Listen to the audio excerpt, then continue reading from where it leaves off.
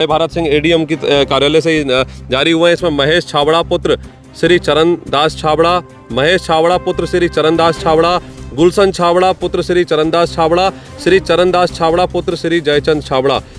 जय भारत सिंह है, उन्होंने जांच करके अपनी रिपोर्ट भेज दी है। इसके साथ ही जिलाधिकारी ने इस जमीन की खरीद फरोख्त और इस जो मानचित्र स्वीकृत होने के आते हैं, एक संस्था बनाते हैं, एक संस्था के स्वयंभू अध्यक्ष बन जाते हैं और अध्यक्ष बनने के बाद जितनी भी सरकारी जमीन है उनको अपने कब्जे में लेने का खेल शुरू हो जाता है। नमस्कार, आप देख रहे हैं खबर पड़ताल, मैं हूं राजीव। उधम सिंह नगर में इन दिनों भूमाफियाओं के एक के बाद एक कारनामे सामने आने लगे हैं। ऐसा ही एक बड़ा मामले का खुलासा रामबाबू ने किया है। रुद्रपुर में सन 1988 में मछली पालन के लिए 3,07,000 रुपये में एक तालाब दिया गया था, जिसमें मछली पालन होना था। लेकिन जिन माफियाओं के द्वारा उस समय 3,07,000 रुपये का जो तालाब लिया गया था, उन्होंने उसी समय अरबों करोड़ों के बारे न्यारे करने का सपना देख लिया था। इस पूरे मामले में फिलहाल किस तरह की कार्रवाई अब तक हुई है और कौन वो चेहरे हैं जो सरकारी ज़मीनों पर अपना हक जमाते हैं, लीज पर लेते हैं किसी काम के लिए, बाद में उस पर ऐसा खेल खेलते हैं कि वो रातों रात करोड़पति अरबपति बन जाते हैं। पूरे मामले पे बात करते हैं। रामबाबू जी, बताइए कि आखिरकार क्या पूरा मामला है। 1988 में एक ज़मीन को लीज पर दिया जाता मछली पालन के लिए, और उसके बाद आज वो कॉम्प्लेक्स के लिए कई जगह बिक भी चुका है टुकड़ा, क्योंकि खबर पड़ताल ने भी इसकी खुद जो है इन्वेस्टिगेशन की है। क्या पूरा प्रकरण है, किस तरह से जो है इस पूरे प्रोसेस को जो है आगे बढ़ाया गया और किस तरह से करोड़ों अरबों का खेल खेला जा रहा है? रुद्रपुर शहर, यहाँ की ज़मीन के दाम आसमान को छू रहे हैं। ये 1988 का वाक़या है। उस दौरान 4.5 एकड़ ज़मीन लीज पर पट्टे पर दी गई थी मछली पालन के लिए। वो ज़मीन को बोली जो लगाई गई है वो भी बोली इल्लीगल है, क्योंकि लीज पे जो बोली लगाते हैं बोलीदाता एक आदमी हो सकता है, सबसे उच्च दर वाला, लेकिन इसकी बोली में 5 लोगों को दर्शाया गया है। दूसरा, वो ज़मीन कहते हैं मछली पालन के लिए देने की जगह पे उसी जिन लोगों के लिए जो मछली पालन के लिए दी गई थी उन्हीं के पक्ष में बाद में पता चला है कि वो 3,07,000 रुपये में उनके पक्ष में फ्री होल्ड कर दी गई है, श्रेणी परिवर्तित कर दी गई। इस संबंध में जानकारी होने पर जब मेरे द्वारा शिकायत की गई, शिकायत पर जिलाधिकारी महोदय द्वारा अपर जिलाधिकारी नजूल के माध्यम से जांच कराई गई। जांच में वो सारे तथ्य क्लियर हुए हैं। उसकी जांच रिपोर्ट मेरे पास में आ चुकी है। सूचना का अधिकार अधिनियम 2005 के तहत मेरे द्वारा ली गई है सूचना।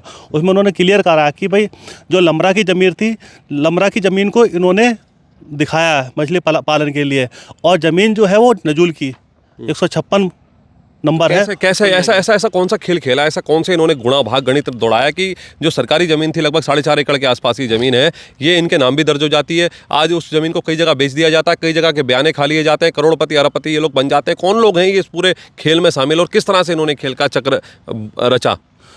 राजनीतिक संरक्षण में पनपने वाले ऐसे भूमाफिया जो पहले से सोचे समझे साजिश करके वो तैयार बना के रखते हैं कि भाई हमने जो ज़मीनें हैं किस तरह की आने वाले भविष्य में उनको कैसे मिसयूज करना है।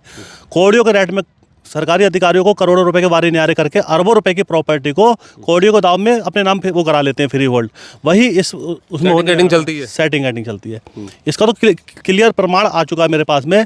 इससे संबंधित जिसका सरकारी लैंड का जो किसके नाम पर हुआ था इसका, जो जिस दौरान इसकी लीज ली गई थी नगर निगम से, नगर पालिका से, माफ़ी चाहूँगा, उस वक्त किसके नाम से हुआ था? क्योंकि लोग कहीं ना कहीं कहते हैं कि हम लोग मुद्दे उठाते हैं या खुलासा करते हैं, लेकिन हम उन लोगों के नाम नहीं खोल पाते जो नाम जिन अभी दस्तावेज हैं, दस्तावेजों में कहीं ना कहीं सारे नाम खुले हुए हैं।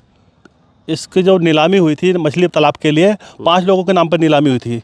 इसमें कहते हैं एक तो है विनीत बत्रा जी, और एक है श्रीमती रामप्यारी, दूसरा महेश छाबड़ा जी, चौथा किशोर कुमार और राजेश कुमार। इन 5 लोगों ने बोली लगाई। बोली तो एक आदमी लगाएगा, जिसकी अपर बोली होगी उसका एक का नाम आना चाहिए। लेकिन इन्होंने अपने जो दस्तावेज है उसमें उल्लेख कर रखा है कि 5 लोगों ने बोली लगाई है। सिस्टम बिका हुआ था, इसलिए मानक नियम का जो भी थे उनको दरकिनार करते हुए जो है एक अलग ही प्रोसेस को बढ़ाया गया। ये सारे नियम कायदे कानून ताक पर रखते हुए इस काम को अंजाम दिया गया है। अब ये फिर उसके बाद ये बोली लगी, बोली छूटी किसके नाम पर?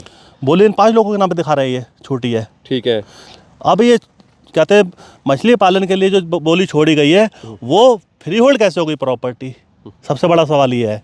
जब इस संबंध में मेरे द्वारा नगर निगम से दस्तावेजों की मांग आपके की कहने गई। का मतलब ये है कि नगर निगम ने अगर इनको ये 3,07,000 रुपए में अगर मछली पालन के लिए ज़मीन अगर इनको लीज पे दी थी, तो कहीं ना कहीं लीज समाप्त होने के बाद या फिर इस पे जिस तरह की इलीगल इस समय जो है जो कंस्ट्रक्शन चल रहा है या फिर उसको कब्जा करने का प्रयास कर रहा है या फिर उसको कई बार बेच दिया गया, ये फ्री होल्ड भी कर दी गई, कहीं ना कहीं नगर निगम को वापस जानी चाहिए थी ज़मीन। ये ज़मीन तो मछली पालन के लिए दी गई थी। मछली पालन के लिए जितना समय था उसका, वो ख़त्म होने के बाद में दूसरा कोई लेता उसको, या फिर गवर्नमेंट अगर कम्प्लेक्स बनाना तो गवर्नमेंट बनाएगी उसमें। रुद्रपुर शहर में एक एक दुकान 30 बाई 15 बाई 30 की दुकान करोड़ों रुपए, कई करोड़ रुपए की बिक रही है। वो ज़मीन जिसकी लगभग कई अरब रुपए की ज़मीन है, वो 4.5 एकड़ ज़मीन है, जिसमें मल्टीप्लेक्स कम्प्लेक्स बनने जा रहा था इन लोगों का।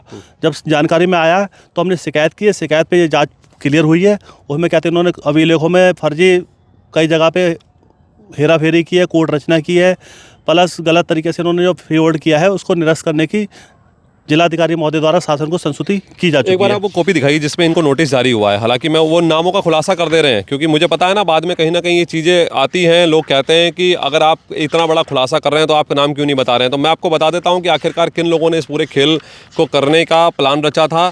फिलहाल जो कुछ जागरूक लोग हैं जैसे राम बाबू ने इस पूरे प्रकरण को उठाने के बाद इसकी जो कानूनी प्रक्रिया थी उसके तहत वो गए, अधिकारियों से उन्होंने संपर्क किया, आरटीआई लगाई, आरटीआई के थ्रू उन्होंने जो है अतर सिंह जो हैं जो अपर सचिव हैं उन तक ये भेजा। और ये देख रहे होंगे आप इस वक्त जो ये जिलाधिकारी कार्यालय से जो नोटिस जारी हुए हैं, जय भारत सिंह एडीएम की कार्यालय से जारी हुए हैं। इसमें महेश छाबड़ा पुत्र श्री चरणदास छाबड़ा, महेश छाबड़ा पुत्र श्री चरणदास छाबड़ा, गुलशन छाबड़ा पुत्र श्री चरणदास छाबड़ा, श्री चरणदास छाबड़ा पुत्र श्री जयचंद छाबड़ा, ये गल्ला मंडी के रहने वाले हैं। रुद्रपुर इसमें एड्रेस दिया गया है। इनको ये जो नोटिस है ये 30 जनवरी 2024 को ये जारी किया गया है, यानी कि इन्हीं के नाम पर इनको ही ये ज़मीन मछली पालन के लिए मिली थी। उसके बाद इन्होंने इस ज़मीन पर को फ्री होल्ड करवाया, सेटिंग गेटिंग का खेल चला। लेकिन अब फिलहाल जो है अतर सिंह के द्वारा जो अपर सचिव हैं उत्तराखंड शासन के, उनके द्वारा एक जांच भेजी गई थी। जांच के बाद फिलहाल जो है इस पूरे प्रकरण में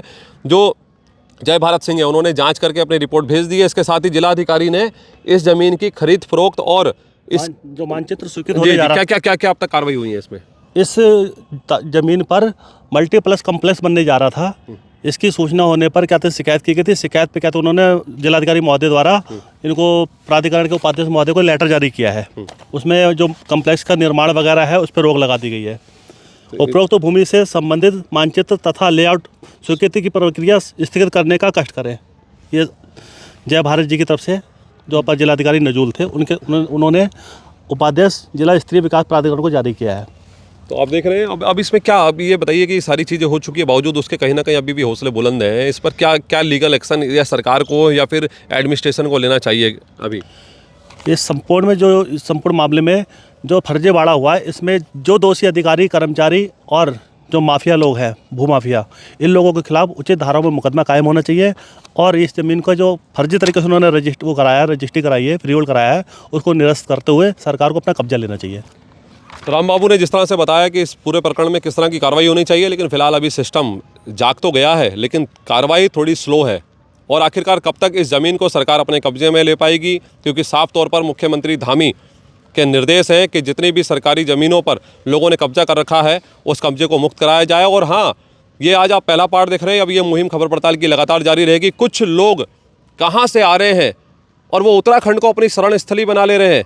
इसके साथ ही उत्तराखंड की जो खाली सरकारी ज़मीनें हैं उन्हें अपने बाप की बना ले रहे हैं, यानी कि आते हैं, एक संस्था बनाते हैं, एक संस्था के स्वयंभू अध्यक्ष बन जाते हैं और अध्यक्ष बनने के बाद जितनी भी सरकारी ज़मीन है उनको अपने कब्जे में लेने का खेल शुरू हो जाता है।